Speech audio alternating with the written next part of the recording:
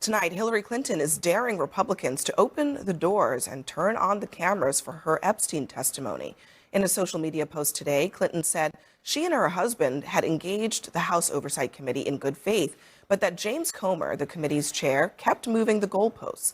Asked about the Clintons' upcoming testimony to Congress over Epstein, Trump offered unexpected praise for the former president. It bothers me that somebody's going after Bill Clinton. See, I like Bill Clinton. I still like Bill Clinton. What do you like about him? I liked his behavior toward me. I thought he got me. He understood me. You know, he was the one that said very famously that you don't want to run against Trump when there were 18 people. There was 18 people, including me, total.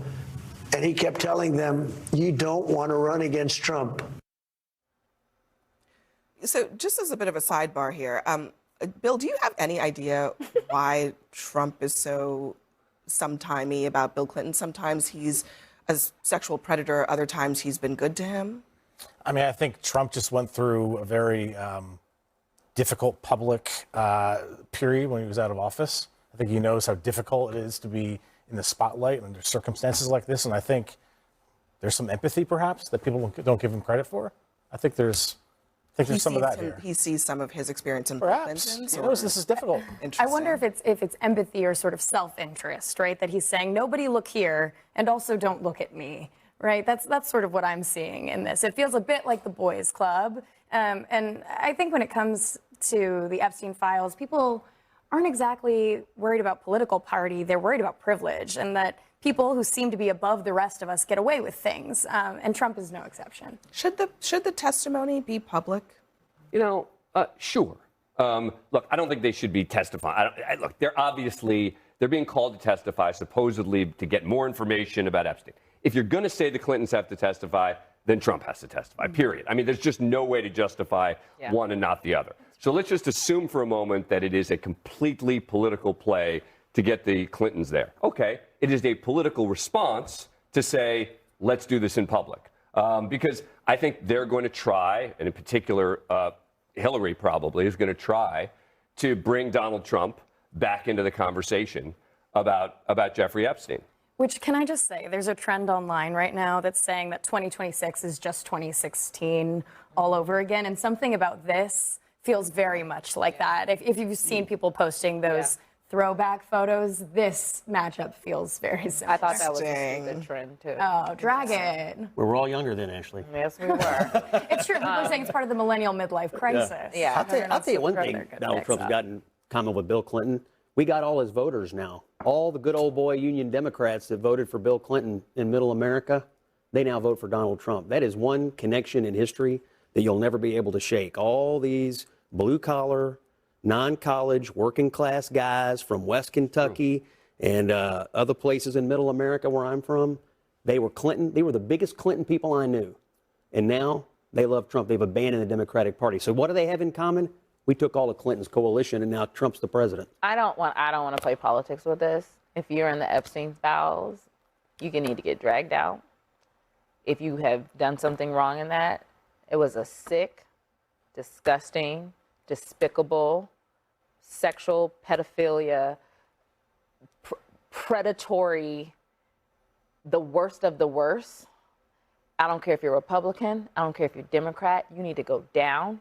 You destroyed some of these women's lives. They have fought to bring their dignity, to bring their voice to center of the story. This is not about politics. I really don't care what office you held. You could be the dog catcher or the president. If you had something to do with this, you need to be held to account. But what is this?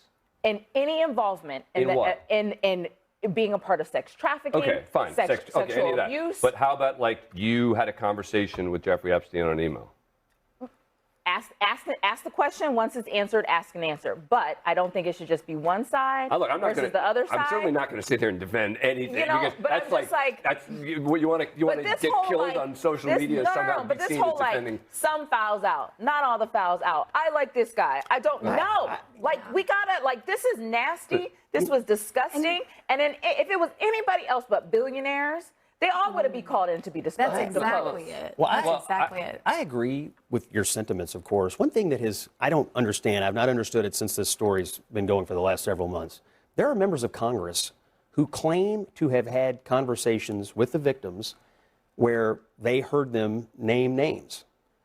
No one ever goes to the floor of the House, or anywhere else for that matter, and says, here is the information that I was told. I think they would have protection to do so if they did on the floor of the House. I've never understood why that. I'm with you. I'm disgusted by all this. Somebody somewhere is alive and knows names of the people you're talking about who actually, to your point, did something horrific. But no one ever says the names. That feels why? but that feels like a nuclear option, right? Like, aren't we there? Well, not really, because I mean, I think that the part that is frustrating about this is that kind of what you were alluding to. There is this presumption that everybody was just hanging out with Epstein, emailing him, joking around about sex with underage girls, but that nobody did anything criminal. And I'm not sure that's the assumption that we should have. Shouldn't the Justice Department say, you know what, let's go back to the drawing board on all of this. Let's go back to the witnesses. Well, I mean, did they? Yeah. I don't look, know. There'd be no better prize for any DOJ, Biden or Trump, to be able to prosecute someone who engaged in a crime with Epstein. I'm just going to put on the table what people who are skeptical of that believe, which is that there are so many powerful people across the political spectrum who are implicated that it is in no one's best interest to truly dig in to what happened here. And I think that the way that this has been handled across party lines going back, more than a decade, seems to make that seem very true, that nobody wants to touch it, not because they're not interested in getting some kind of, legal prize, but because there are people that are powerful in both parties except the key person who would belie that is Ghislaine Maxwell, meaning she's the one who had contact with all of these people. She was the one who was friends with all of them. So if that theory was right, they wouldn't have prosecuted her either. Ghislaine Maxwell, remember, maintains her innocence.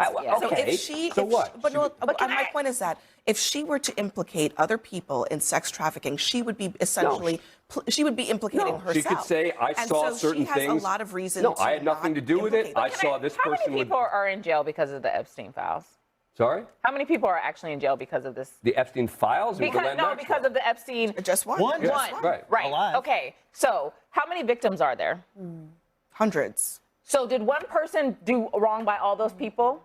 Who victimized those people? We need to know who they are. They need to be held to account. And the only way you do is go back to the drawing board. And the way to do that is not creating a circus like the Clintons want to do. Let's have a closed-door deposition, taped, recorded, made public. We're not talking about where we get to the bottom of things. I watched influencers walk out of the White House with these Epstein file binders.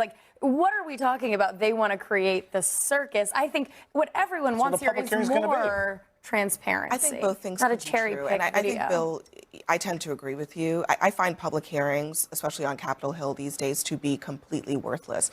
And there is such a strong interest of justice in this situation for real victims that, I don't know that it's helping anybody for this to be out in the public.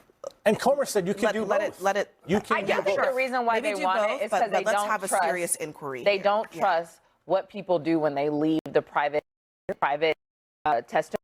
They go out and right.